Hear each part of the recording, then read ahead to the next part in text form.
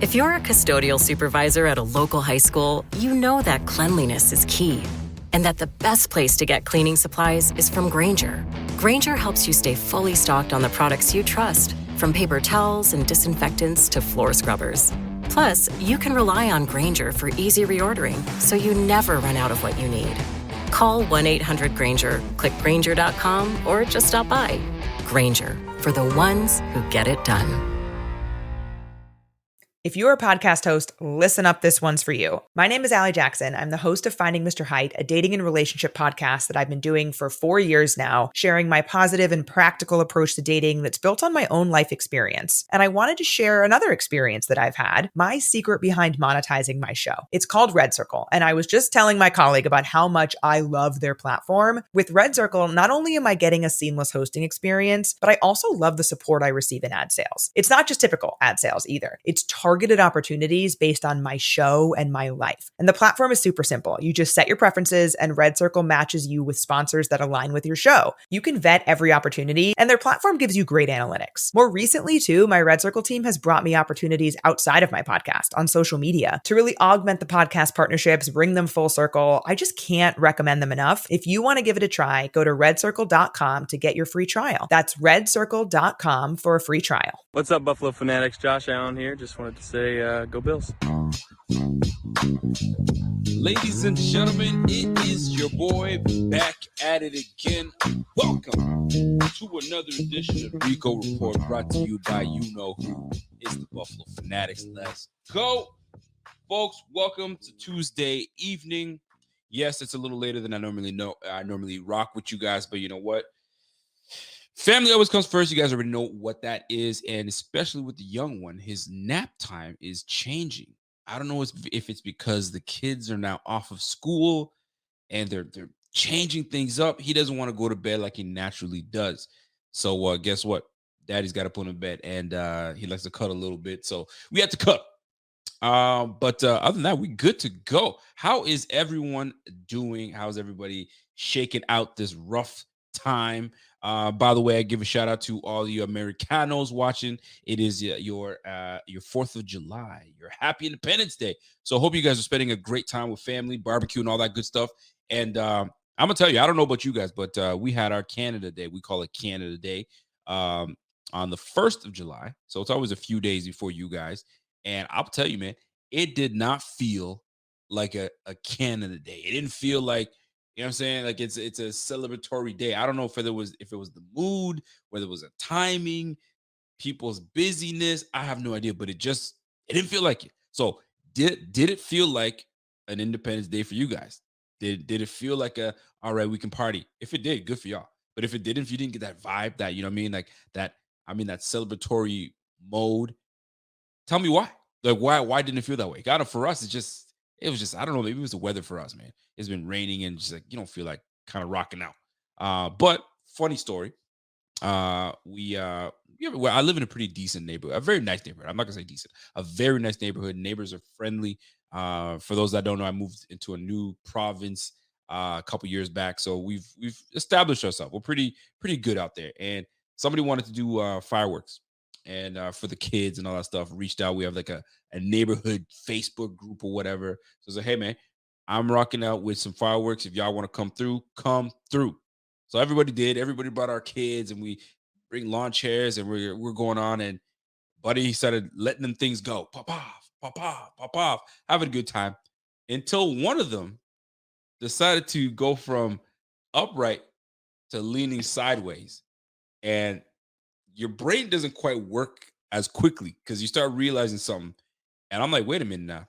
That's going to start firing at the children. Lo and behold, that thing leaned over, pop, pop, pop, pop, pop, and it's popping all over the place. Children scattered everywhere. It was a sight to see. It was definitely a sight to see.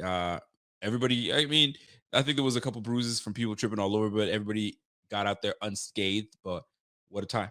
It just reminded me of Pierre-Paul, Jason Pierre-Paul. You know what I'm saying? Trying to fix it. Probably something leaned over and he went to try to fix it before it leaned over and poof, blew off his fingers. So now he's in a 3-point stance, literally. He's in literal 3-point stance. You know what I'm saying? So shout out to Jason Pierre-Paul. He's still in the league doing his thing. But yeah, man. So happy Independence Day to everybody. Hope you guys are spending a great time. So I got a little show for you tonight. We are in the season of trying to create content in these moments of dryness. We're in a dry season of football. So hopefully we can make it together. We got a few more weeks until they're back in camp, training camp, and all that good stuff, and we'll get right to it. Shout out to everybody in the room right now. Kim Betts, I see you, Kim. Bat Conquer, what's up, Bat? Bing, biggity, bing, I see you, my G. Capo's in the building. Brian Frieda, Billy Scott, tighten up, Billy Scott. I see you, bro. Are you feeling better? I'm feeling better. The back is better, but I had to get I don't know if you guys can probably see it. My chin's a little swollen. I had dental work done, and my man put the work in on the job. So I'm a little sore and tender, but we're gonna rock it. We're gonna rock it like we normally do. But anyways, before we get into the chatter and all the good stuff, I mean, I'd like to say that we are over. Yeah, it's because it's Tuesday. Yeah, it is probably because it's Tuesday. It's weird. I don't know. For you guys, it's weird. It was a Saturday for us, for Canada Day. Like, I bet it was a Saturday, for crying out loud. You think that would be, you know what I mean? You'd be really ready to rock, but the vibe wasn't there. The vibe wasn't there. But anyway, I appreciate you. What's up, Dan Brown? I see you, bro. So I think we're all done with the whole, you know what I mean, Stephon Diggs and Josh Allen fiasco and what potentially went down and why was Stephon in his ways or in this mood. And we all had our speculations as to why, right? But when it really comes down to it, I don't think we're ever going to find out why. That's just the way Bill's organization rock. There's a lot of information that gets out. And if we do get information, you know what I'm saying, you do what you can with it, right? And you just kind of report it and go from there. But there's a clip that's going on around the league right now of Josh Allen on I think it's the Bussin' podcast. And if I'm not getting it right, forgive me. But he was on the Bussin' podcast, and I guess the $1 million question was, yo, what's up with Stephon Diggs? And you know what I mean, how did it go down? And blah blah blah blah. So here was Josh Allen's response. And the question to you guys is, believable or nah, there's something behind that? What do you think? Stephon Diggs stuff going on. Can you talk about your relationship with him? The media has blown this so far out of proportion. I love him. That's my guy. We are in minicamp. Mm-hmm. We're not playing a game for 4 months. He doesn't show up one day. He's still there. Coach asked him to go home. We were in talks and discussions of trying to resolve some things, and it wasn't anything major. Media just blew it up. And they're still talking about it. It's just like, let it go. Let it go. There's no reason to continue talking about it. It was not a big deal. AFC Championship game, and you could see he's getting he's being dramatic. You're sitting there looking at the tablet, ripping through whatever. I will say this, Steph is hyped up on game days. He'll yell at me for good. He'll yell at me for bad. And I want that from him. I want him to tell me what's going on. But again, when things are going good, he's yelling at somebody because he's hyped up and he wants to see somebody do something. It is what it is. He's one of the best receivers in the game. That's my brother right there. I freaking love him. And everything else that's behind us, and we're moving forward. He's right. We are moving forward. We definitely are. I think we're all ready for training camp to happen. However, I mean, I might as well just say that, but you can't say it ain't a big deal. People they're blowing this out of proportion, and we probably are. You know what I'm saying? Media and content creators are probably blowing this out of proportion. However, when you say it's nothing, but it is something. It is something because nobody wants to. What are you working out? We're working things out. What are you working out? You went all off season without talking to each other. And that's just what happens in the off season. Everybody goes to vacation, hang out with their families, and they come back for OTAs if you so choose to, right? What are you working out? You just came back for OTAs. It was day one. What is there to work out? Or is it because you guys never actually worked anything out from the last season and it lingered into this season and you're trying to figure things out then? So you can't say, we're just trying to, everybody should be coming back happy, go lucky, getting ready to get after it. But in this case, there's still a little something there. Now, could it be nothing? It probably is. You know what I'm saying? Are they over? Probably. Most likely. However, I ain't buying all that, right? And then when they asked him about what about the quarterback fiasco when he was, yelling at you? And he bypassed that like a G. He didn't really get into it. He goes, "Yo, that's my brother, and that's all that is to it." And that's probably it. And is my man Diggs passionate as ever? Absolutely, he is. Could it have been just a moment of passion? Yes. Did we blow it out of proportion? Probably. Are they going to get back to it and do what they normally do? Yes. Are we going to talk about it some more? I hope not. And I'm done with it. You know what I'm saying? But it was a clip that came up today, and I had to bring that up. But I found that interesting when he says, "Well, we got to work things out, man. What is there to work out? We just got back. We just got back. We're supposed to be, in the good times, and then we're. I'm not even worried about it. I'm not even worried about it. But anyway, so folks, let's get into why we are here. The AFC last year was supposed to be a gauntlet, and we're about to go through it again. Our schedule doesn't give us an easy schedule. It's obviously going to be a tough schedule once again. And you know what? You gotta have those tough schedules in order to make sure that you know what I'm saying, you're ready for the competition come playoff time. If you're playing a whole bunch of cupcakes, and then once the playoff time comes around, you bow out like the freaking Vikings, then yeah. I mean, the Vikings had a decent record, but I mean, if you look about who they played, I mean, there weren't a whole lot of dogs on that, you know what I'm saying, on that schedule. And then when it really got to playing against a dog, they got beat down and they got sent packing. It was a joke of a performance for them, just like the performance was for us against the Bengals, right? So, but nonetheless, it's very apropos for me to touch on this topic.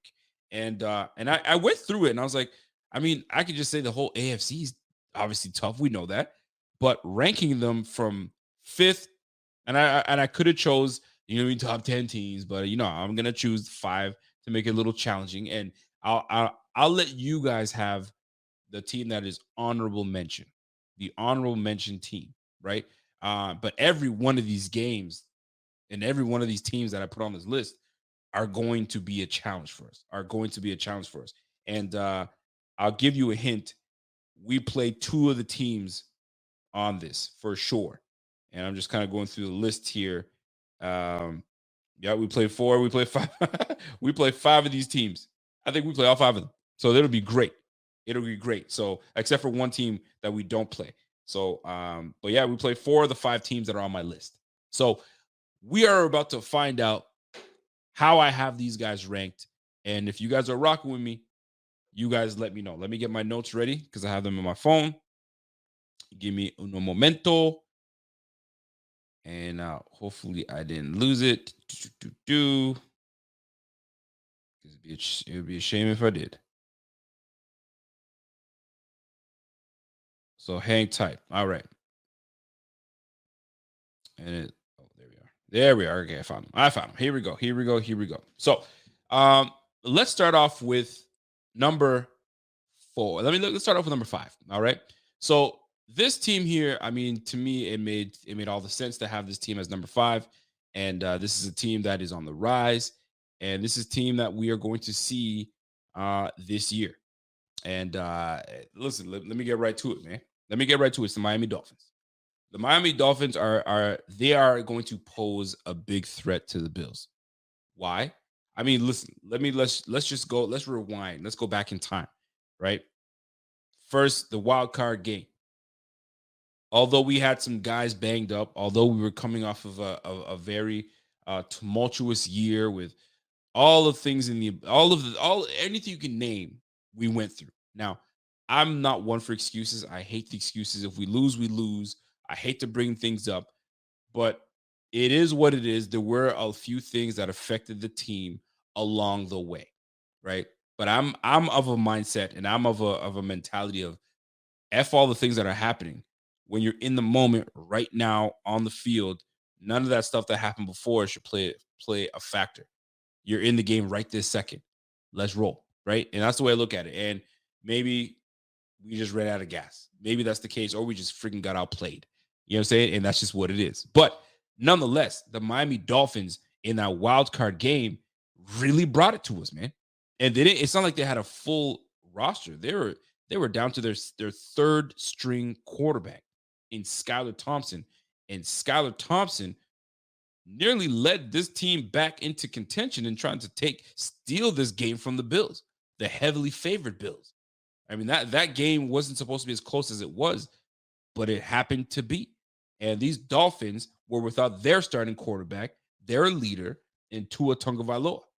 So having Miami at the number 5 spot is very much apropos because not only have they upgraded their run game, they've added some speed, some dynamic abilities with I believe who did they grab? Not Jameer Gibbs, but Devin Acne.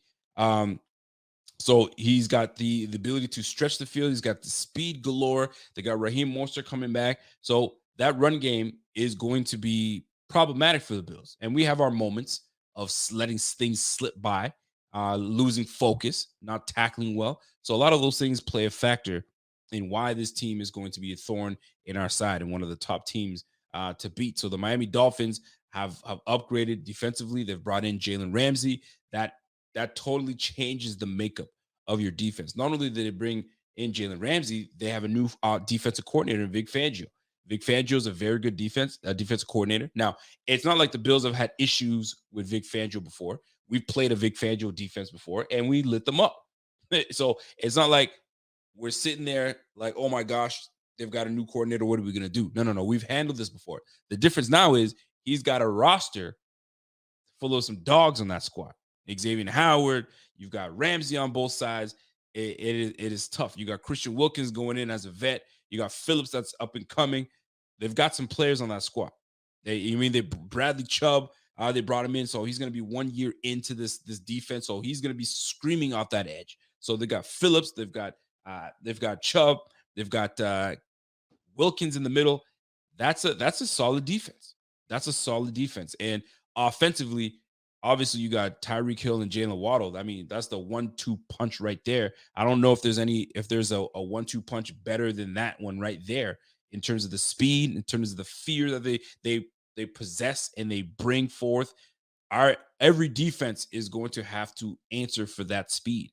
So the Miami Dolphins, to me, showing up number 5 on that list, I think it's perfect just because we split the season 1-1.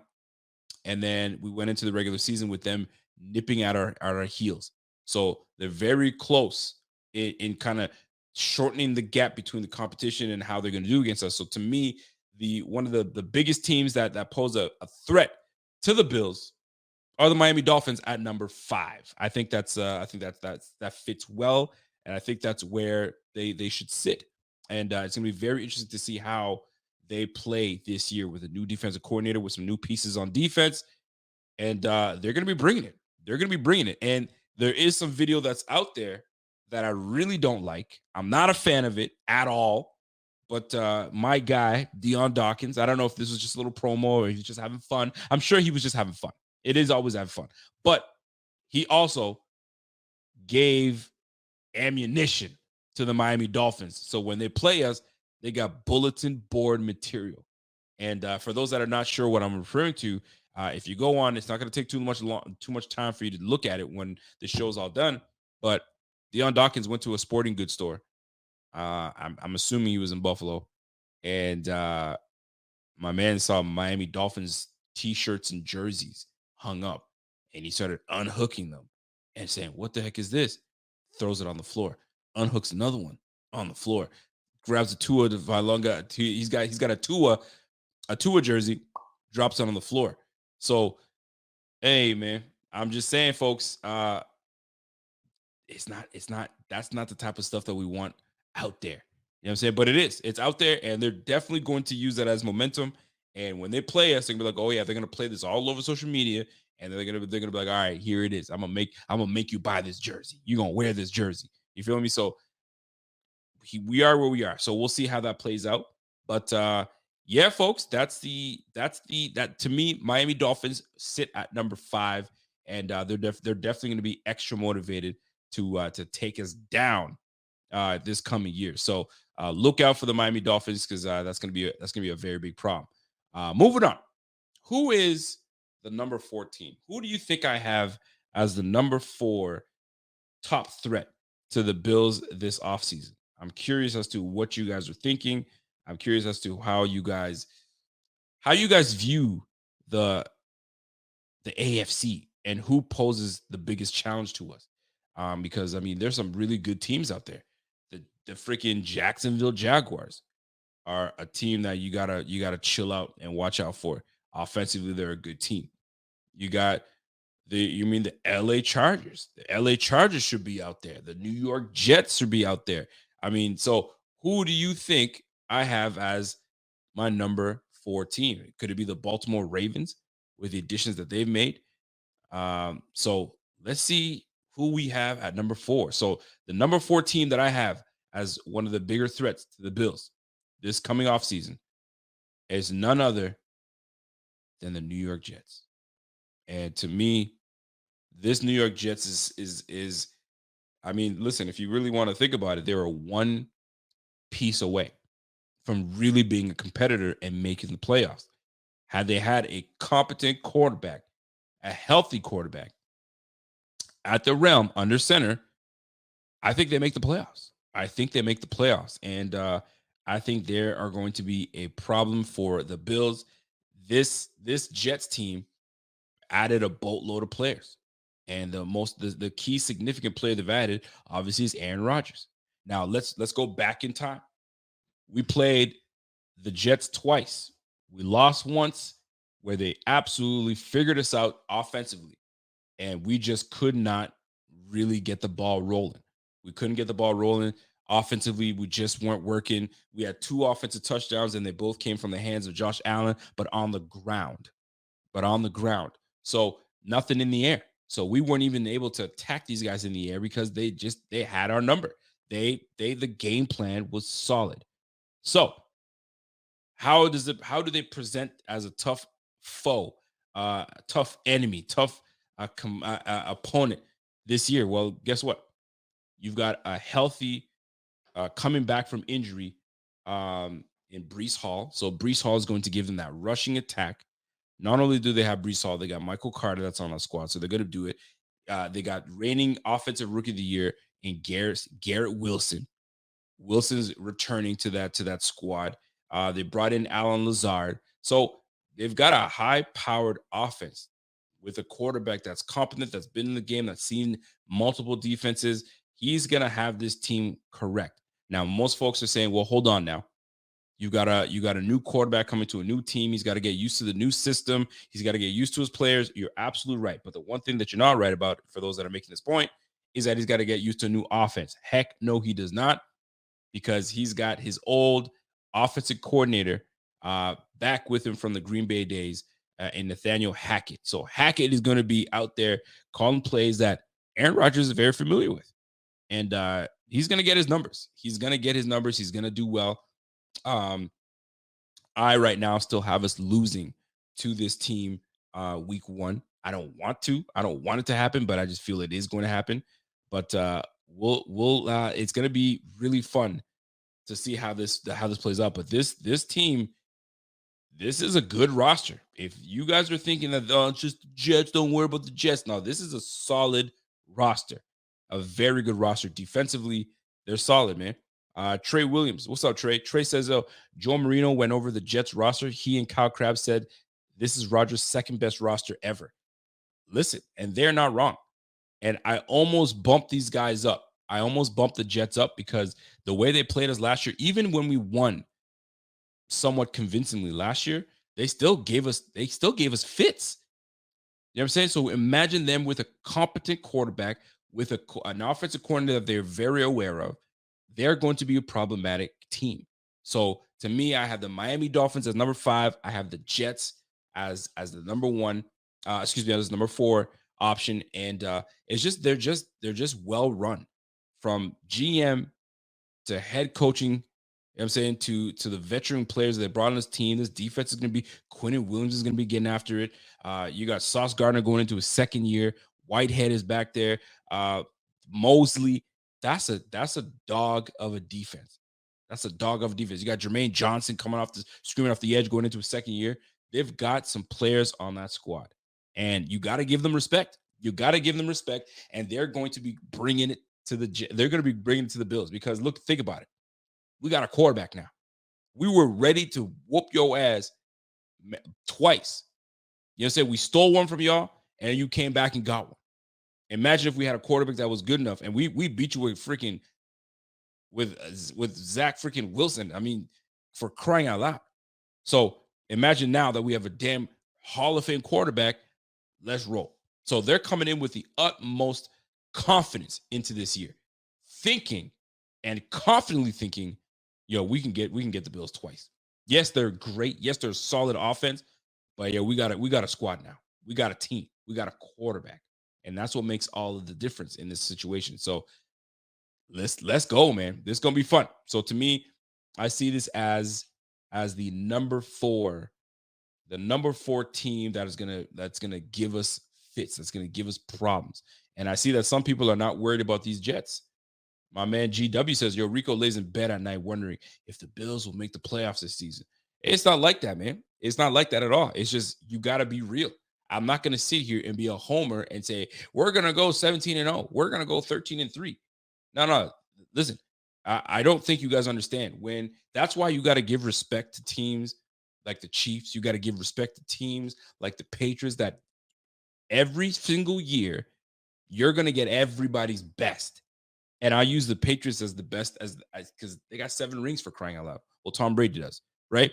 But they got 6 rings with us within the AFC going against the AFC East, and they got the best of the Bills every time. Although it may not have been good product, but they got the very best from the Bills. They got the very best from the Dolphins. The Dolphins always matched up well against them. Like every team that played the Patriots, because you hate to love them.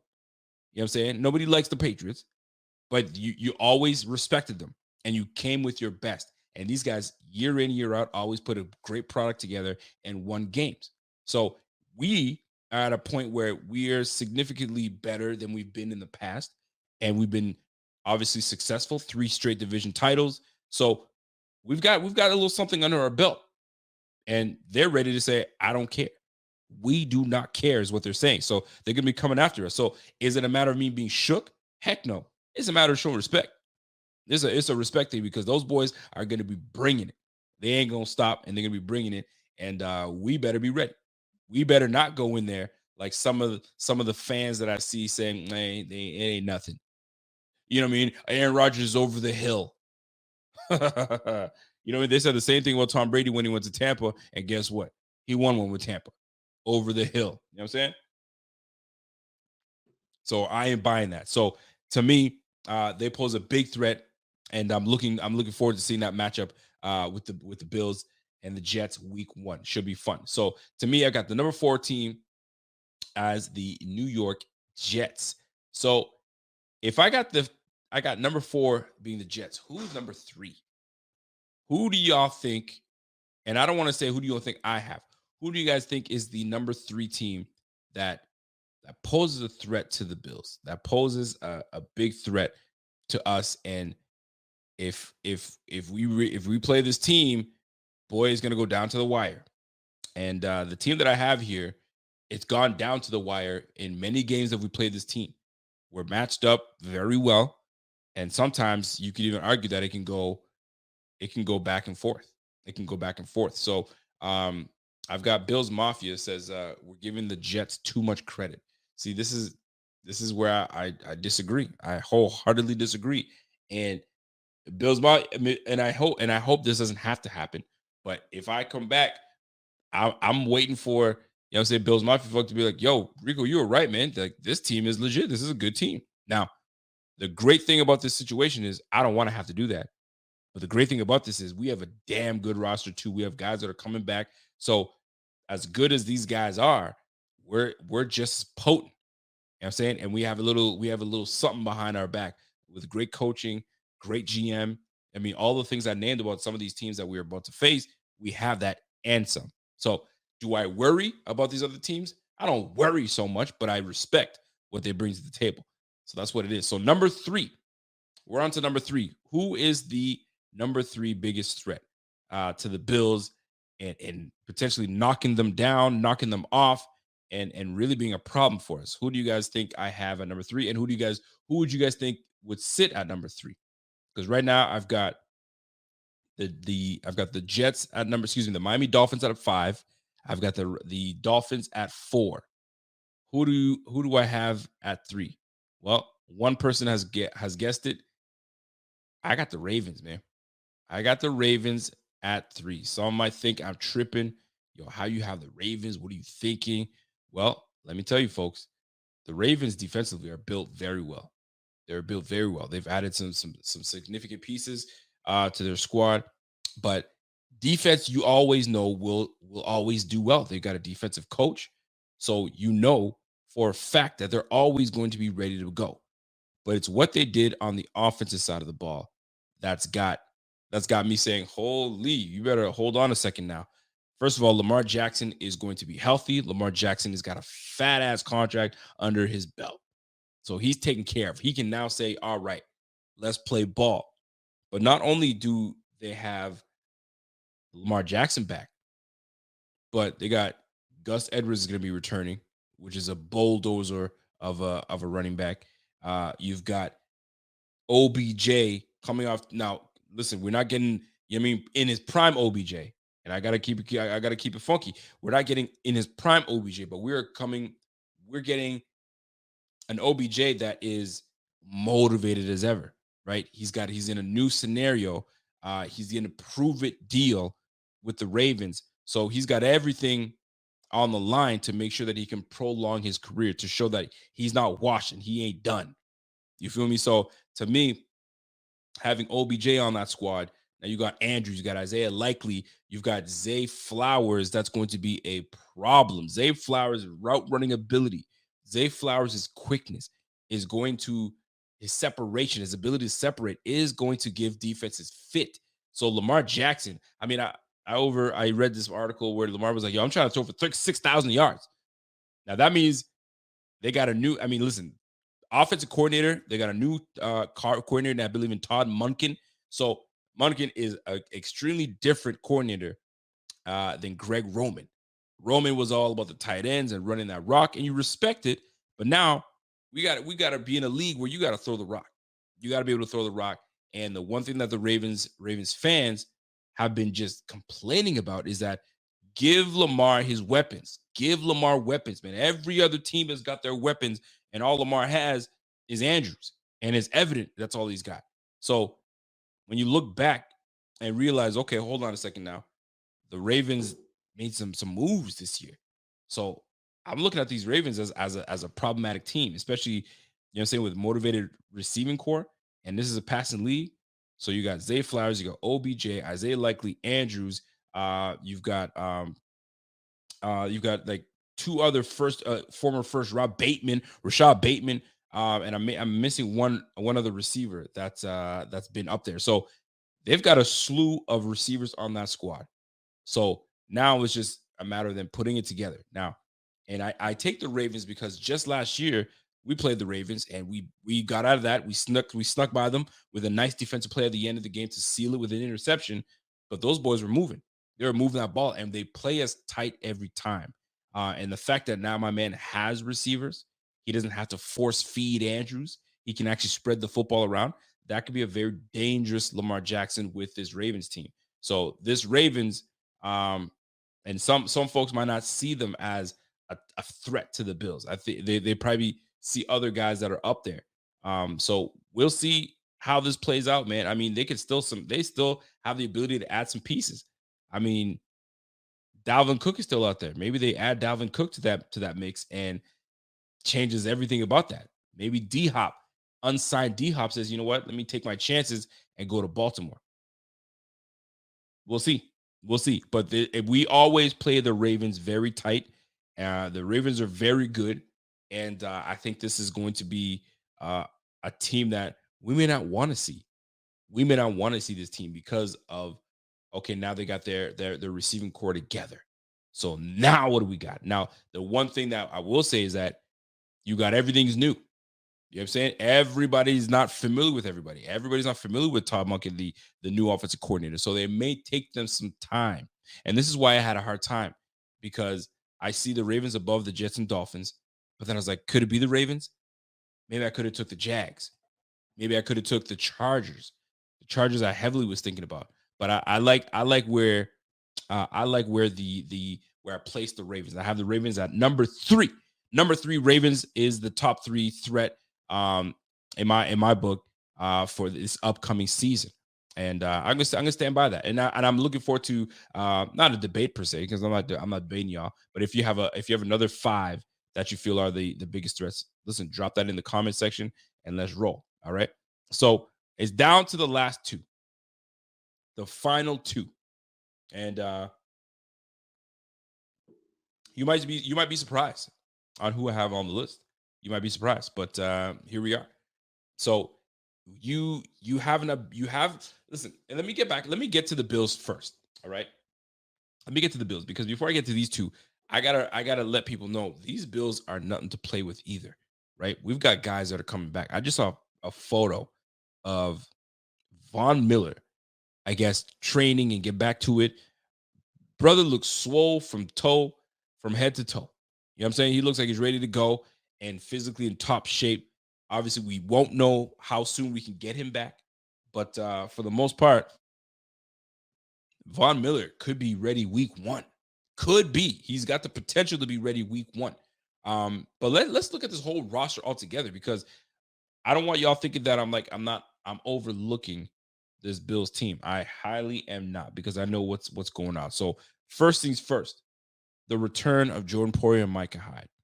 That is, if not the best tandem in the game, it's one of the best. And some can argue that's the best. That's number 1. That is number 1 in the game. Micah Hyde, Jordan Poyer. Those 2 together play well off of one another, right? They know, all right, you going into the box, I got you. The communication is just a look sometimes. Sometimes it's just a pull of a jersey. You know what I'm saying? Sometimes it's just, verbiage. You know what I'm saying? Body language. They just know each other. They look the part, they play the part, and that's a huge added piece to this defense. This defense doesn't rock as well without those 2. And add in Taylor Rapp, that is a tackling versatile player, a willing tackler at that. He does not shy away from it. He puts himself in great position, is great awareness, knowing where to be, right place, right time. And listen, and he will force the ball out of your hands. So the fact that we've added a third safety that can now be played in all different sets, you know what I'm saying? Nickel packages and dime packages, NASCAR packages. Like, it's going to be fun to see what Taylor Rapp adds to the page, to this team, alongside, you know what I'm saying, our two biggest guys in Jordan Poyer and Micah Hyde. So shout out to those guys. I think they're going to button up the back of this defense, and we're going to be great. We're going to be awesome, right? And you move down to the cornerback spot. Trey White, from all the indications, are telling us that he's going to be back to his old self. You know what I'm saying? Back to maybe all pro Trey. So that is an added boost of confidence that we want. So having Trey White back, and now you've got a huge competition. That's why minicamp is going to be amazing. You got competition now between Dane Jackson, Kyer Elam, and Christian Benford. So all 3 of the guys going at it, they're going to make each other better. They're going to make each other better. You got Teron Johnson. We brought in Dantzler. Dantzler's going to be he's going to be putting up some competition. So competition will make us better. So I'm looking forward to that. It's huge. It's massive. Let's go. And then obviously defensive front, we got Poona Ford from free agency. You got Leonard Floyd that came in. That's going to be on the edge alongside Von Miller, alongside Greg Rousseau, alongside Ed Oliver, Daquan Jones. Like, listen, we've got a stacked defense. And with defensive coordinator Sean McDermott running things, that's something to kind of be, gleaming about. And that's just the defensive side of the ball. You go back to the offense, you got the main man, number 17, showing up. James Cook is going to be, I'm saying, potentially, I don't think he's going to be leading the way. I think it's going to be split time right down the middle until Harris takes over in crucial moments. But this offense is going to be something else. By the way, Keith Stewart says, don't forget about Poona Ford. Yeah, I mentioned Poona Ford, Daquan Jones, Ed Oliver. Yeah, them boys are going to be getting after it, bro. They're going to be getting after it. So it's going to be nice to see. And then on the offensive side of the ball, we added Kincaid. We added offensive guard in Osiris Torrance. So we've made some upgrades where we need them to be. You know what I'm saying? We've got some the offensive line. I think is going to be more gelled. I think they're gonna have a whole offseason to really hone in and figure each other out, get that chemistry going, so we can open up the lanes not only for the run game but get these guys ready because that ball's gonna be humming from Josh Allen. So we got ourselves a good squad, because Lord knows we're gonna need that competition. That competition is coming. That competition is coming. So which brings me right back to the number 2 team. So to me, the number 2 team that poses the biggest, that's posing the biggest threat right now. And you guys might say, "Oh, that's interesting." I would just keep it a buck, man. Is the Kansas City Chiefs. The Kansas City Chiefs. And most folks might say, "What are you talking about, fam? They just won the damn Super Bowl, 2-time Super Bowl champs, and you have them as the number 2 threat." Well, let me tell you, this one's to me is simple. We match up well against Kansas City. We match up well. I mean, the last time we played Kansas City, we beat them. The last time we had a meaningful game against Kansas City, we took them right to overtime, and we lost in overtime. And everyone their mama knows we had that game won, if not for the stupid 13 seconds. So we match up extremely well with the Kansas City Chiefs. And obviously, yes, they're one of the best teams in the game. But guess what? It's about matchup. This game that we play and that we watch is all about matchups. And I think we match up extremely well against Andy Reid. And the fact that we've played them enough times, we kind of know what to expect. We kind of know what to expect from a guy like Mahomes, where you can't count him on any play. You got to stay disciplined because he keeps the play alive.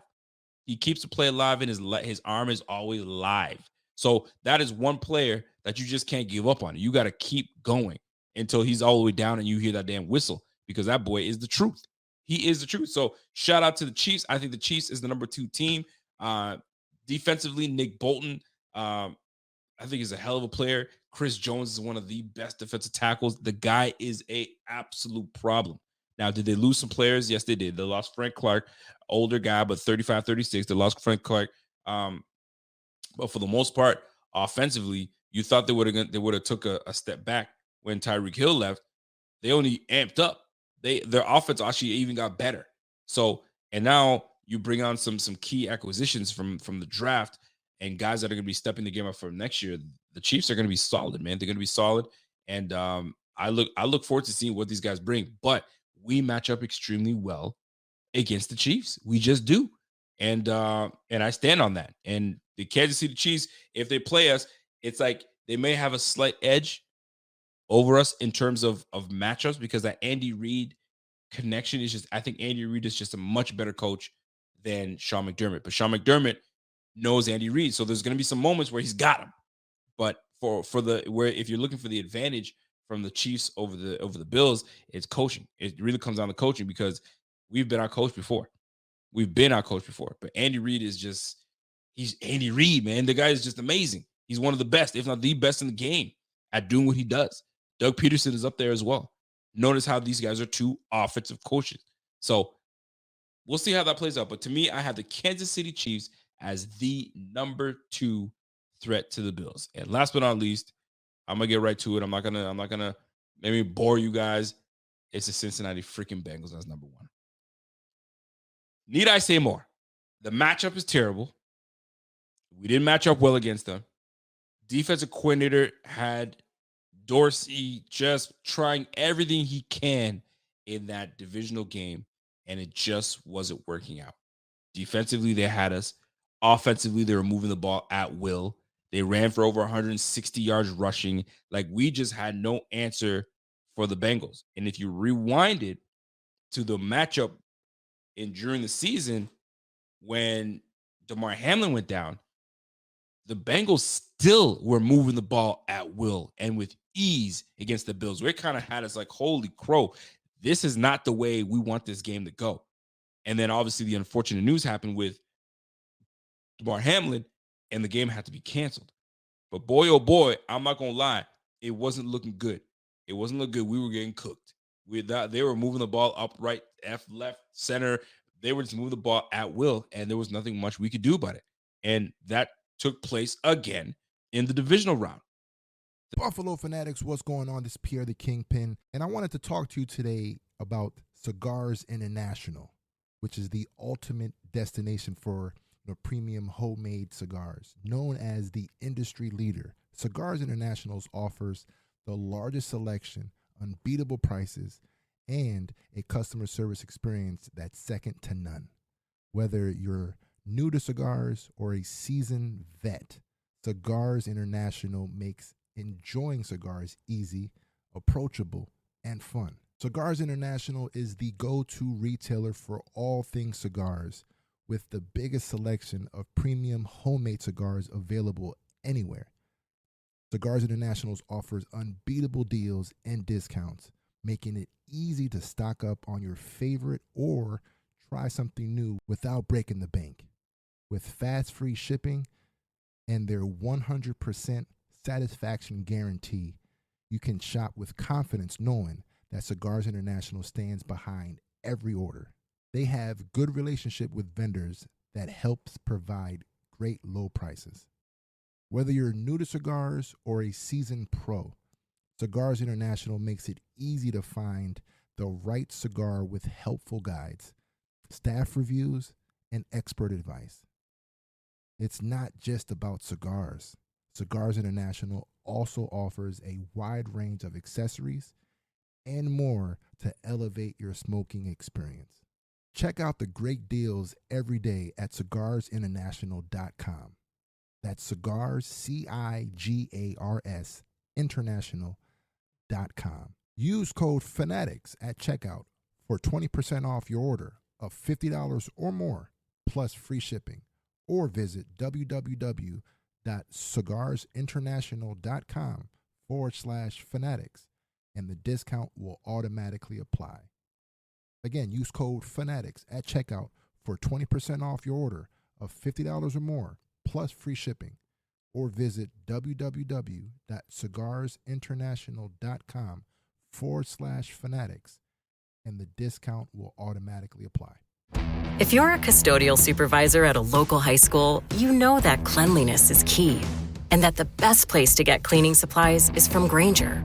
Grainger helps you stay fully stocked on the products you trust, from paper towels and disinfectants to floor scrubbers. Plus, you can rely on Grainger for easy reordering, so you never run out of what you need. Call 1-800-GRAINGER, click Grainger.com, or just stop by. Grainger, for the ones who get it done. The division round was no different. They were moving the ball at will, running the ball with anything they wanted to do. Like, it was just too easy. It felt like everything they did was elementary, and anything we did we had to scrape by to make everything work. So to me, it's a matchup issue. I think that 3-man receiving core was just too much for us. I think Zach Taylor had these guys ready. Joe Burrow was ready. And you know what? This plays a part in it a little bit when they had a sense of motivation, because they knew they could have taken us in the regular season game. And then the whole thing got canceled, and everybody's kind of making a thing of like, oh, well, this is going to be it. We're going to find out. Plus, we were at home. You know what I'm saying? So they had a lot to prove. We're going to show you that we are better than you, and we're going to whoop your ass at home. So and right now, the score still lingers, 27-10. I mean, putting one of the best offenses in the game, only putting up 10 points, that's unheard of. It's embarrassing. So we, by all means, are a better team. We just didn't show up, and we chose the worst day to not show up. And it happened to be a team that matches up well against us. So with the added guys coming back, in terms of having, obviously, Micah Hyde and Jordan Poyer, a little older, but that's fine. I'm still taking those two no matter what over a lot of people. Then you've got, obviously, our running game is going to be something different. We've got a little power game going. I mean, the Bengals lost Samaje Perine, but they still have Mixon, but who knows what's going on with Mixon. But that team altogether is solid. So I got the Bengals as the number one. And that 27-10 defeat still hurts. That still lingers. And the way that the regular season game was going and the way that the postseason game went, that's the biggest threat to us. Now, there are some honorable mentions. I can't leave without saying, the honorable mention teams. And there's two teams that stand out. Is the Chargers and the Jaguars. And those are two teams that we actually play next year. So it's going to be a very good barometer to see where we are at. And it's going to be a tough one. But to me, I'm sitting here looking at the teams that we're going to be playing, and that Cincinnati secondary and that Cincinnati offense is something, man. And a lot of people want to, I don't see that often people making this point here. But Adam 131 says Cincinnati secondary is their weakest. We're going to have to score a minimum of 30 points to beat them. And sometimes it's not just about who's in their backfield. It's the chemistry they have with one another. Eli Apple didn't get retained, so he's elsewhere. I don't know if he's still looking for a job or not. But sometimes it's just the coordinator has you guys in the right position. When you trust in what your coordinator is putting out, and when you trust what your coordinator is telling you what's going to happen, and he's got your game plan tight, you may be an average player, but if you're right where you're supposed to be because your coordinator put you there, that makes all the difference. So the Bengals may not have the best secondary, but golly, their defensive coordinator is a good one. He's a good one, and that's a guy that will probably be a head coach in the next couple of years. If not next year, the year after that. And I'm sure he's going to follow up and have a good year. But it's a tough one. I had to go through it, but the Cincinnati Bengals are number one. And honorable mention, Jaguars with Doug Peterson as head coach, and the Chargers. And ironically enough, those are the two teams that faced each other last year and were right down to the wire. The Chargers, to me, should have won that game no problem. Actually, wish they did. Hold on, the Jaguars won that game, and the Chargers were taken out. And I actually wanted the Chargers to play the Chiefs because they match up better. They just match up better. So it is what it is, man. At the end of the day, all five teams that I named and the two additional teams, every last one of those guys are gonna give us challenges. And that's just what this league is all about, man. Challenges, and it's about adjustments. And if we make the right adjustments and we go in with the right game plan, bro, we could take any team down. Right? Second year is going to be a big one. A big second year for Ken Dorsey, showing us what you can do in your second year. Did you learn from your mistakes? You have your added weapons that have changed the way you want to call your sets. So Kincaid being there, Dawson Knox being there. Now you got your two tight ends. What are you going to do with that? You got Damian Harris. You got your power back, an effective power back, seasoned. And then you got James Cook going to his second year. And you got the protection to go along with it. So let's find out how we doing. Let's find out how we doing with that. Shout out to my man Mike B. Mike B comes in and says, extending Sean McDermott instead of giving him something to work towards earning the season was a big mistake. Was a mistake. I would have waited as well, in my opinion. But I also agree as to why they did it. Because if you think about it, because you got to think of it this way. What has this coach done for your franchise since he's gotten here? Okay, so he's got 5 out of 6 times he's got this team to the playoffs. That's amazing, because if you look prior to that, this team didn't make the playoffs for 17 freaking years. Right? 1999, for crying out loud. So it's one of those situations where you got to look at what you got and look at what, look what's out there. A lot of times we make our decisions are too rash, too quickly, and we don't realize what we're letting go is what was supposed to be for us. You know what I mean? What is the saying? It's not, the grass is never greener on the other side. You know what I'm saying? Water your own damn grass. Sometimes you got to water your own grass and watch your grass, get flourished and get nice and green and just healthy. So Pagula was like, I can go out there and do a head coach search. You know what I'm saying? If it doesn't work out.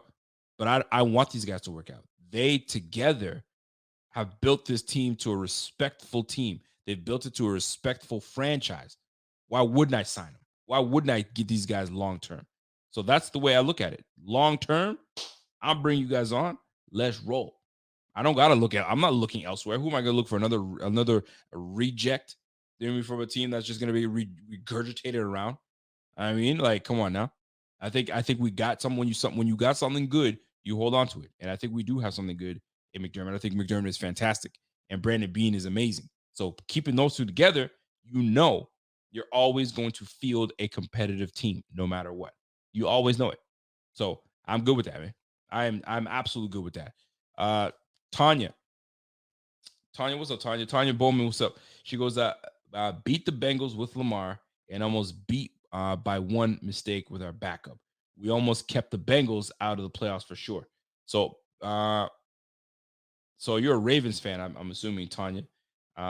Beat the Bengals with Lamar and almost beat by one mistake by our backup. You know what? And that's why I have the Ravens up there. The Ravens, most people must, I don't know about the Ravens, man. The Ravens play you tough. They play you tough. It doesn't matter who. They will play your ass tough. And the fact that now you've given Lamar his weapons that he's been clamoring for, has been asking for. The man is a former NFL league MVP. League MVP.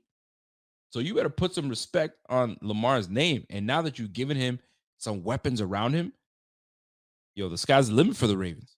That's why I have these guys at number 3, which then is going to bring me to our next segment, which is who makes playoffs, because we'll get into that. But anyway, Cincinnati Bengals, number 1. That's my number 1 team. So let's recap who I have as the biggest threat to the Buffalo Bills. At number 5, I have the Miami Dolphins. I just think that they've made some additions to the squad, and they're coming for us. They definitely are. We beat them in the division, the wild card game last year, but we barely got by them with a third string quarterback. Now, we were banged up as well, so were they. Obviously, they're missing their starting quarterback, so I feel like they're going to be extra motivated to get that dub, and maybe even 2 dubs, and try to sweep us and take that division. We just can't let that happen. I think we split that series, but they're going to be extra motivated. Why? Because Dion Dock has decided to give them some bulletin board material by going to a sporting goods store and yanking off Dolphins jersey and tossing them on the ground, showing mad disrespect. Now, is it fun? Is it competitive nature? Whatever you want to call it, they've got bulletin board material, and they're going to use that. And if they come out and they wax us because they got slightly motivated, you know who to point your finger at. My man Dion, because my man Dion is inciting that shit. So, but if you're a true ball player, you could incite, you could say all that, you could talk all your ish, defend your turf, defend your word. If you feel like, man, you trash and I'm gonna show you, you'll defend it.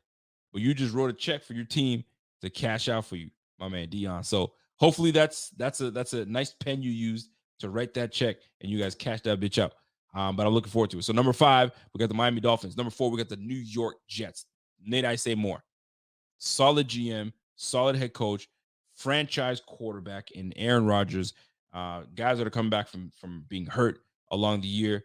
And listen, they're motivated, man. They took a game from us last year, and they feel that they honestly feel that they're on our level. They honestly feel they're on our level. They're in a bigger market. So the Bills are just gonna have to shut that down as best we can. But I think we split the series with them as well. And we go from there, man. So New York Jets, number 4. Number 3, the Baltimore Ravens. I just spoke about the Ravens. The fact that they've added some pieces on the team. They've got a defensive head coach in Harbaugh. And they got rid of Greg Roman. You got a new coordinator in Todd Monken. So you got a new facelift to this team. Quarterback is happy. He's got his contract, and he's got his weapons. So we're going to see what this Ravens team is going to bring this year. It's looking fun. That AFC North is a gauntlet. It always is a gauntlet, and it will continue to be a gauntlet. Even the Pittsburgh Steelers with Mike Tomlin, that has never had a losing season, is going to be in the fold. So, that's a tough one, man. Bengals, Pittsburgh, Ravens, and the Cleveland Browns. I didn't even bring up the Cleveland Browns. That North is going to be tough. It's going to be tough, man. Last but not least, we got the Kansas City Chiefs. I got them at number 2. The reason being, yes, I know that they've got 2 Super Bowls under their belt, but we play them well. We match up well. And the last 2 meaningful times we played them, A, we beat them in the regular season, and 2, we took them right to the wire in the divisional game.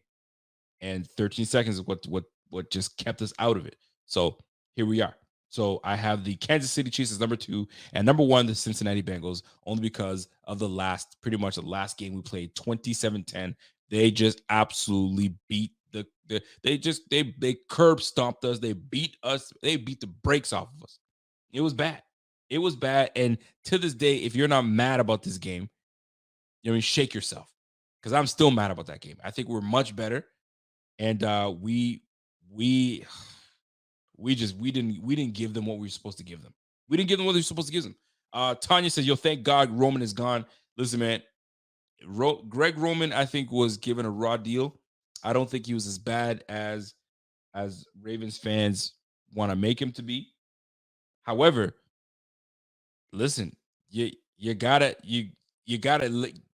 showcase your quarterback more. Let him throw downfield. Let him do what he's supposed to do. Because if you go back to Louisville, that's what he was doing. He wasn't running all day.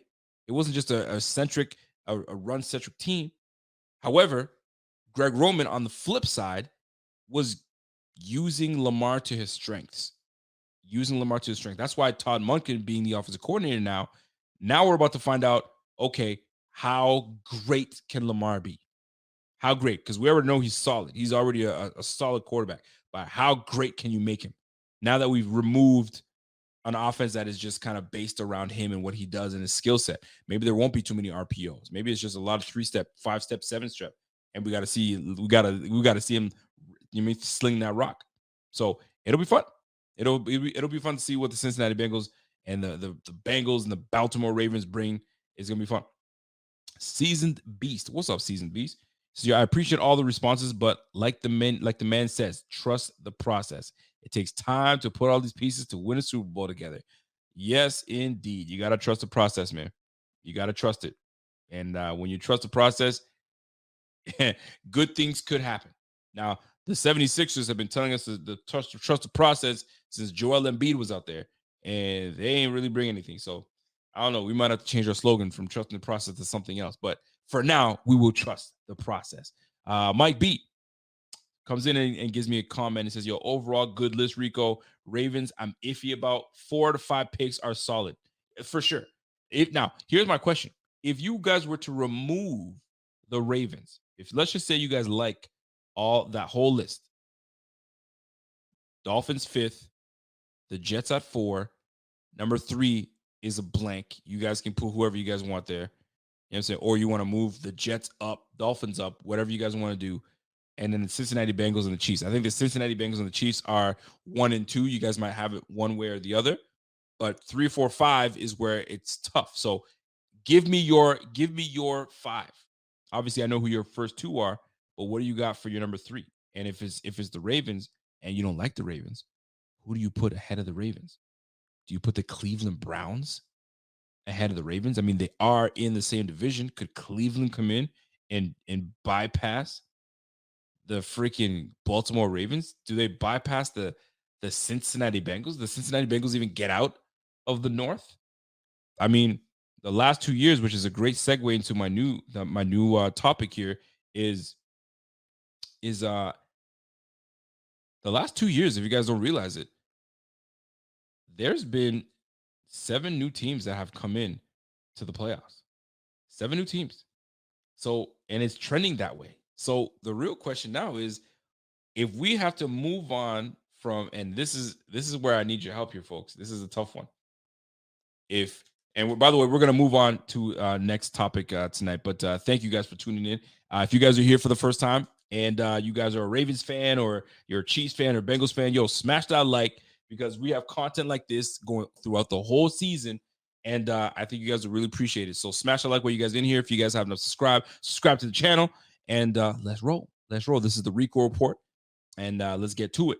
So my girl Tanya is right back to it. What's up, Tanya? Tanya comes in and says, "Hey, Roman was great as a run game coordinator, but he was limited in the passing game schemes. You need balance, and Roman couldn't do it. You need balance, and receivers keep sleeping." Well, you got a new coordinator. You got some fresh new receivers. We're about to find out what these Ravens are really about without Greg Roman. We're gonna see that through. We're definitely gonna see that through. So, my man Kaza has a question. He goes, "Yo, Rico, who do you see as RB1 this year, Harris or Cook?" It's gonna start off with Cook because they drafted the man. They're gonna try to give him all the touches in the world to see what he's got. But eventually, I think it's gonna even out. I think they're both gonna get the same touches, but the meaningful touches are gonna go to Damian Harris, and then I think he takes over as the lead back. just slightly. Just he'll get maybe 2 or 3 carries above James Cook, but they'll use them very differently. But I think when you really want something done, you'll probably get Damian Harris in there. So that's my thought. That's my thought. We'll see how that plays out. So next topic here, folks. So I was listening to satellite radio, and set the I forgot what the show was. I think it was Zig Verkasi. I don't know who it was, but we were watching. I'm listening to the show, and they were talking about, listen, the last 3 years, I think 2 years, I think he said, there's been 7 new playoff teams. 7 new playoff teams.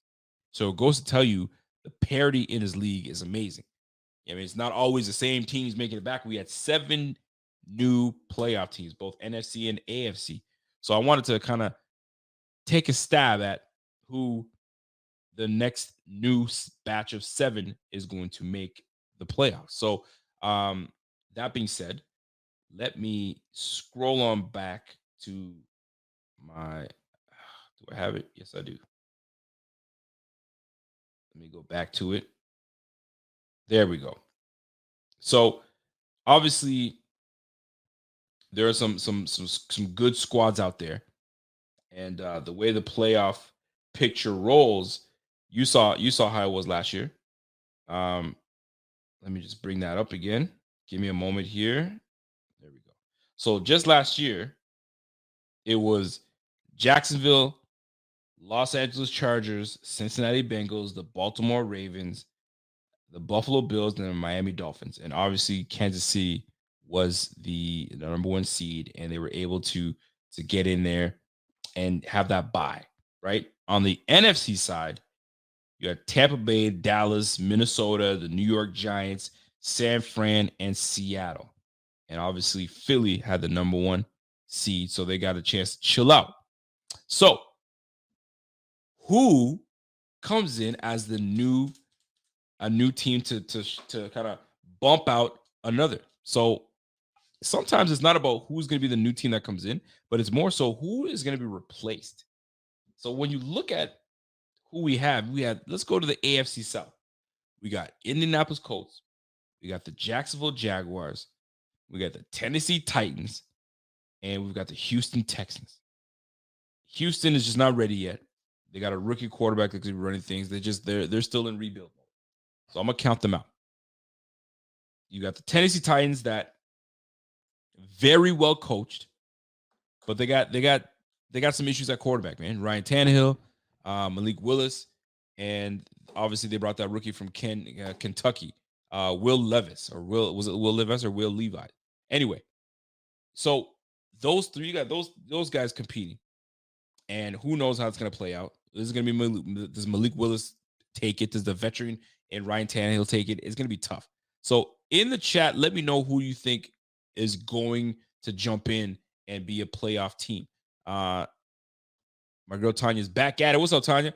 Rico, the Bills and the 49ers, the Bills and the 49ers let Roman go because after the first season, he gets figured out and can't adjust an offense and gets predictable. Why do you think he's anything but starting OC? Great relations. I guess he has great relations, and he knows football. He knows football. And if you want, and you got to establish your run. But I think it was a matter of he didn't trust his quarterbacks.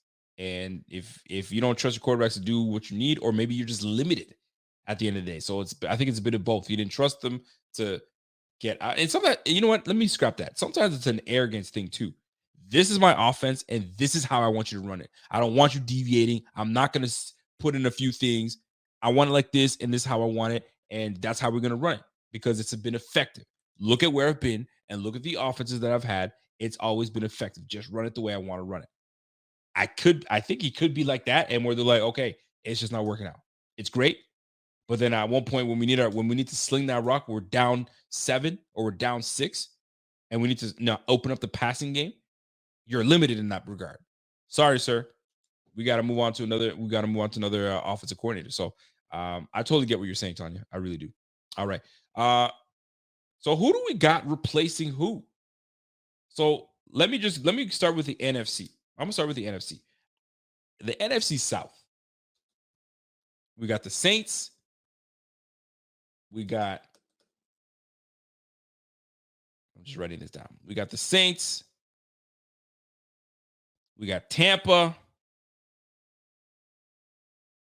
Who else we got in the NFC South? Saints, Tampa. Why am I losing myself? Who else is in there? Saints, Tampa. Let me just open it up here. I'm getting myself all messed up now. All right, full standings here. Here we go. The Panthers. Yes, the freaking Panthers, right? Well, we all know the Panthers ain't going to do much. No disrespect to the Panthers, but the Panthers are rebuilding. They're in the rebuild mode. And then we've got the Falcons. Thank you very much. I don't know why I just had a freaking brain fart. So, Saints, Tampa, Panthers, and the Falcons. And when you look at that division, that's muddied. It's very much muddied. I could say the Saints are the favorites to take it. You know what I'm saying? They brought in Derek Carr. Derek Carr's going to be running things over there. They clearly lost all respect for, Jameis Winston. Winston is now just relegated to backup, which is sad, but it is what it is. Tampa with Baker Mayfield. I don't know, man. Todd Bowl, I just don't see. He's the Tampa Bay Bucks. I don't see nothing happen with Tampa Bay. I think they're just going to be a mediocre team. I could be wrong. I just don't see it. I don't see it. Panthers, you're out of here. So it's really, and the Falcons are the intriguing one. They've really spent some money this year and brought in some guys, and they're going to give Ritter his opportunity. And it's really between the Saints and the Falcons. And to me, I'm taking the Saints always give up a good defense. I mean, they always have a great defense, but a run game always sets things up. And they got the Falcons got some Drake London's going to be doing his thing out there, and obviously they got their tight end, their big time tight end. But I'm just not really impressed with the Panthers or the Tampa Bay Bucks. So those two are out for me. It's between the Falcons and the Saints. And obviously there's those that's a new team going into it. So just for the sake of it, I'm going to go with the Saints because they always have a good defense. The run game's always solid. I don't know what's going to happen with my man over there, Kamara, but Derek Carr is going to possess a difference. I think he's going to do something over there. I think the Saints take it, but I'm closely paying attention to the Falcons. The Falcons are they're close, but it's all about that quarterback. And if I'm going to choose between Ritter and Derek Carr, I'm choosing Derek Carr. But Bijan Robinson being over there, I like that. I like that a lot. So I'm giving the Saints. Saints are going to be the one team that gets in. That's a fresh new team. All right. So Saints are in. So then let's stay in the NFC. Let's go to the NFC North. Minnesota, Green Bay, Detroit Lions. Who do you like in there? And the Chicago Bears. I mean, the Bears, although they added some pieces, Justin Fields didn't show me enough last year for him to be, considered like he's gonna take that division. And I think I'm gonna go Detroit, man. I think Detroit finally makes the playoffs. They break the drought that they've been on for some time now. I think it was back in 2011. Like, when was it? 2005. When was the last time they made it? They made the playoffs when Caldwell was the head coach. I think they went 11-5. I just don't remember what year that was, but recent enough that they made the playoffs, and that was it. Done. So I'm going with Detroit. Detroit's making it. I like the Lions over Minnesota. Minnesota they were just a bunch of freaking fakers, man. They won all these games and then they come in the playoffs and do nothing. Absolutely nothing. They ended their season just on a down spiral. I don't trust it. And Detroit was on an uptick. So I'm going with Detroit as a second team, new team to make it. The NFC East. Do I see a couple teams making it from there? I mean, obviously the Philly's going to make it. It's going to be the Giants. Actually, they had 3 teams make it. Philly, NY, and Dallas. So all 3 of those guys made it. Let me just go on the easy side. Let's go to the NFC West. The NFC West right now, you've got Seattle, you've got San Fran, the LA Rams, and the Cardinals. Cardinals are out. I'm not feeling the Cardinals whatsoever. I just don't. They're on the rebuild. They ain't gonna make it. So let's see what we got with the NFC West. So San Fran, they're gonna make it again. Seattle was a team that made it as the wild card. And Geno Smith got himself a card. You know what I mean? He got himself a contract. Can the Rams get back into the playoffs? They lost Jalen Ramsey. You know what I'm saying? And they lost Leonard Floyd. So they lost some guys. But do the Rams make it back, or do we like the Seahawks making it back into the playoffs? That's a tough one, man. I like the Rams, but the Rams were just a hot mess last year. And the real question is, Cooper Kupp's coming back too. Cooper Kupp's coming back. Yo, give me the Rams, man. I think the Rams come back and they show out. I think the Rams are the new team that make it into the playoffs in the NFC. So let's kind of travel over to the AFC. So we had Jacksonville, we had the Chargers, we had Cincy, Baltimore, Buffalo, Miami, and the Kansas City Chiefs. So let's go to the AFC South. AFC South, Jacksonville, Tennessee, Indianapolis, and the Colts. So Houston's out. Indianapolis, I think they're just going to they're going to be raw. I don't think they're going to make it. Tennessee, they went 7-10 last year, as opposed to the Jacksonville going, 9-8. So it was really tight. But I like Jacksonville to stick it. I think they're going to stay. And I don't think I see anybody else making it. I think everybody gets eliminated from the AFC South. I think Jacksonville makes it, and that's it. I think we'll see I think Denver squeaks into the playoffs. I think they outdo the Vegas, and I think they outdo Los Angeles Chargers. Chargers went 10-7 last year, and new coach Sean Payton, they're getting Javonte Williams back. They're getting their receivers back, and the defense is always a good damn defense. So to me, I got Denver making the playoffs over. Oof, this is early though. I got Denver making it over the Chargers. Maybe the Chargers don't make it, but I gotta check this out. I say the Jets make the playoffs this year. I feel the Jets, they got to. I mean, you bring in Aaron Rodgers, you gotta make the playoffs. And I think maybe Cleveland. Maybe Cleveland is a team that can make it out of the North. Could they take on the Baltimore Ravens and take out? 10-7 Baltimore. Look, everybody was pretty damn close, man. 12-4 Cincy, 10-7 Baltimore. Pittsburgh was 9-8, and Cleveland was 7-10. But now you're gonna have Deshaun Watson. I've read good things about Deshaun. I heard he's playing extremely well, and he's on top of it. So we'll see. My man Mark Krajewski.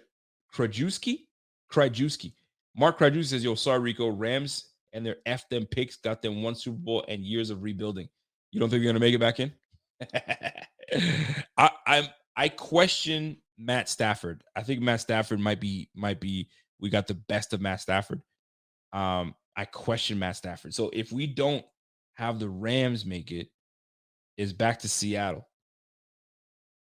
And I like Seattle. I think Seattle did good things. Geno Smith did good things. I'd like to see a second year from Geno Smith, but there were so many things that happened with the Rams, injuries happening.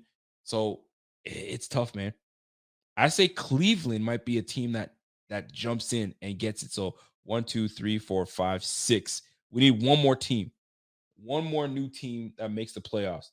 And that's going to be a wild card team, a new team. I'm going to talk about a new team. Could the Washington Commanders leapfrog the Giants? I don't see it. Atlanta, no, I don't see it.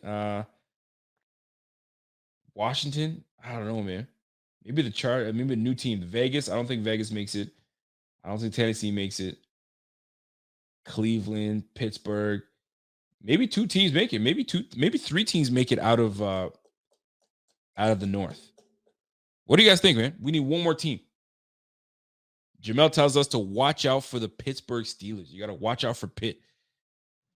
Always got to watch out for Pitt. Pitt is not one that you want to play with, right? My man Scott Blick said, "Yo, Pittsburgh Steelers taking the Central. Pickens, second year gonna be fire. You think they can get in there? So you think it's the Cleveland and Pittsburgh over Ravens? You think the Ravens don't make it this year? I don't know, folks. I don't know if I can go with that. Elise says, "Yo, it's gonna be the Saints, Jets, Rams, new playoff teams. Those are your new playoff teams. I like it. I F with that actually. I have the Saints making. I got the Rams and the Jets, but I need one more. So I got Saints making it, Detroit, the Rams. I got Denver Broncos making it. I got the Jets and Cleveland. I need one more fresh new team. One fresh new team. Do you think the Falcons? Do you think I get 2 teams out of the South? Does that mean that the NFC North is just going to be dog crap and they just nothing produces from there? I don't know, man. Ravens, Pittsburgh's, Browns not making it. You don't like the Browns, huh? Somebody's saying the Bears. The Bears make it. I mean, could we get 3 teams? 2 teams out of I don't think Green Bay makes it. I think Love is going to be nice, but I don't think it's going to be good enough. This is tough, man. I can't find a 7th team. Mark says, "Yo, Rico, check this out. In the NFC, you got the Eagles, 49ers, New Orleans, Detroit, Cowboys, Seahawks, and Giants for 2024. So you got a new team that came in. You got New Orleans and Detroit as your new teams. Okay, so what about the NFC? I mean, the AFC. And I'm only following because the last 2 years, there's been 7 new teams that have made the playoffs. So I'm following the trend. If there are going to be 7 new teams that make the playoffs this year, we got to pick them. So you got to let me know what you're thinking. And we got one more. So right now I got the Saints, the Lions, the Rams, the Broncos, the Jets, Cleveland. Cleveland got eliminated last year. So we got to think of one more eliminated team. One more. Give me one more eliminated team, and then we got it. And Mark, you got the NFC down. What do you got in the AFC? This is where it becomes tough. So right now I've got 3. I got 3 on each side, man. 3 NFC teams, and I got 3 AFC teams. I have a feeling it's going to be another NFC team that makes it. And I think if I'm going to pick an NFC team, it's going to be a wild card, and there's going to be there's going to be two guys that join. You know what? I'm going to go with Falcons. I'm going to say the Falcons. We're going to have the Saints and Falcons make it out of the playoffs and get into the postseason. I could be way the F off, but let's go for it, man. So new 7-team entered into the playoffs this year coming up. So Saints will take the lead. They're going to win the division in the South. I got Detroit winning the division in the North. That sounds super weird for me to say that. I got Detroit winning it in the North. I got the Rams in the West, and they're going to be a wild card team, obviously. And am I saying the Minnesota Vikings are out? See, that's tough. If I can't. I'm taking Detroit. I think Green Bay's out. Green Bay's out. I think Minnesota maybe goes in. I got the Rams. I got Denver as a wild card team. They're obviously not going to be winning in that game, so they become a wild card team. And Chargers probably still make it, or do they? If I have Denver making it, that means Chargers are out. And this is those 3 teams make it: Chargers, Denver, and Denver. This is gonna be tough, man. This is gonna be tough, folks. This is gonna be tough. Let me see what Scott Blick's got. Scott, what's up, Scott? Scott says, "Yo, I got the Bills, Jets, Finns, KC, Bengals, Chargers, Steelers." So Steelers are getting in. The Steelers are getting in. All right, I like it. So if I take out the Falcons, it's going to be 3 NFC North teams making it. So it's going to be Cleveland, Pittsburgh. Nah, but the Bengals, man. I got the Bengals, Ravens, and Cleveland making it. I got Cleveland over Pittsburgh. I think Deshaun Watson is going to put it together this year. I think he's going to go back to the old Deshaun Watson with Amari Cooper, with Nick Chubb. I think they really put it together. So I'm going to go with the Falcons, man. Those are my 7 teams. I'm going to go for there. And if I'm wrong, I'll tweak it afterwards. So I have Saints winning the division. I got Detroit as a division winner, or maybe a wild card. I got the Rams wild card, Denver wild card, Jets wild card, Cleveland a wild card, and obviously the Falcons are be a wild card team. They're going to be like the second team that comes in. So that's it, folks. I think that's a decent little squad. So those are your 7 new teams. Now, I'm only basing this off of the radio the show that I was listening to, and they were talking about, like, listen, the last 2 years, there's been 7 new teams that made the playoffs. Both NFC and AFC, there's been 7 new teams. So I'm trying to listen. If the trend is going that way, let's see if it trends that way. Maybe it's not going to be that way, but I think I see the Saints, Detroit, Rams, Denver, the Jets, Cleveland, Falcons. There it is. That's done. Scott Blakely, what's going on, Scott? Scott says, give me the Bills, Bengals, Chiefs, Jags. He forgot the Jags, and he says the Finns, the Chargers, and the Steelers. Can't forget the Jags, man. But I have the Jags making that playoff in the AFC. In the AFC South. So I think it's just going to be one team that makes it out of it alive, and that'll be the Jags. Tennessee's just not there, and Texans not happening. So that's it, man. So I got Mark jumping in. What's up, Mark? Mark says, okay, seasoned. I think the Eagles are the best in the NFC, but Chris Berman has been calling for the Bills versus 49ers for 30 plus years, but I want to beat the Cowboys for payback. Listen, this is a whole lot of teams you want to beat for payback. But if you're going to go to the Super Bowl against any team, you know what? It'd be nice to face the Cowboys in the Super Bowl and whoop that ass. That'd be nice. I think I mess with you with that one. I think it's nice. Redskins, the Commanders ain't gonna make it. But I kind of sneaky like the Commanders to kind of sneak in somewhere in this whole playoff thing, right? If it's not the Falcons, maybe it's the Washington Commanders, man. You know what? I kind of like the Washington Commanders to make that, because Washington is low key a decent team. So, yo, let me scratch the Falcons out, man. Falcons out. The Washington Commanders are in. I think they do some good things. I think they're well coached. I think they got some good weapons on that team, and they're really going behind Sam Howell. So we'll see. Ritter, I'm not sold on Ritter, but I love Bijan, and I love what they got going over there with the Falcons and all the guys they brought over there. But I'm gonna go Washington, man. That's gonna be my sleeper pick. Washington sneaks into the playoffs, and we go from there. So, folks, that's it for me tonight. I really hope you guys appreciated this show. We touched on the top 5 teams that will be a pest for the Bills, and go ahead and go over that. Tell me if you guys like it. If you don't, and argue with me, challenge me. You know what I'm saying? Hit me up on Twitter, Facebook, whatever you guys want, and let's get into it. And then last but not least, 7 new playoff teams coming into this year. I think we nailed this, man. I think we nailed this one. So I'm gonna leave it at that. I think Washington sneaks in somehow, some way, and it'll be fun if they do, because they got some sneaky good players in that squad. I'm looking forward to it. So I appreciate you guys tuning in. Obviously, you guys have much better things to do on a Tuesday evening, but you came in, you rock with your boy, and it never goes unnoticed. Always appreciated. And we're getting through this together, folks. We are getting through this offseason, this dry offseason together. I do have a hint of an announcement to make, that we got something new coming your way on this channel, on this YouTube channel. And it's gonna be some new content, and it'll be interesting. I'm gonna just leave it at that way, and we'll start giving you the promo of what's gonna happen. I'm excited for it, and we'll make it work. I think everybody's gonna be thrilled about this. So that being said, I'm out of here. Appreciate y'all.